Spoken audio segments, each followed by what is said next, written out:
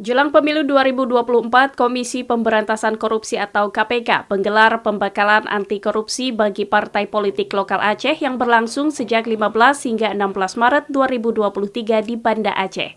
Pembekalan anti korupsi untuk partai politik lokal Aceh ini bertujuan untuk memberikan pemahaman tentang dampak korupsi terhadap kesejahteraan masyarakat, serta menghindari penyalahgunaan wewenang saat pengambilan keputusan, baik di tingkat eksekutif maupun legislatif.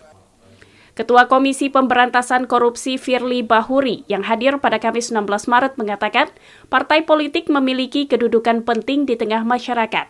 Sebab itu kader partai politik harus dilibatkan dalam upaya pencegahan korupsi. Dan saya ingatkan, tadi sudah saya sampaikan, hari ini kita bertemu sebagai mereka adalah kader-kader partai politik. Jangan sampai nanti suatu saat kita lakukan penangkapan karena mereka melakukan korupsi. Dan ingat, KPK tidak akan pernah ragu untuk melakukan penangkapan terhadap para pelaku koruptor siapapun dia.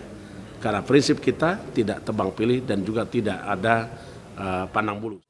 Ia menambahkan KPK akan terus berusaha untuk melakukan upaya pencegahan terhadap praktik korupsi di Indonesia. Salah satunya dengan pendidikan anti korupsi seperti yang dilakukan terhadap partai politik.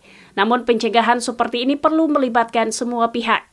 Dirinya juga mengingatkan pencegahan juga dapat dilakukan sejak dini, yang dimulai dengan tidak terlibat dalam politik uang saat pemilu 2024 nanti, sehingga tidak ada upaya-upaya untuk mengembalikan modal yang sudah dikeluarkan selama proses pemilu berlangsung.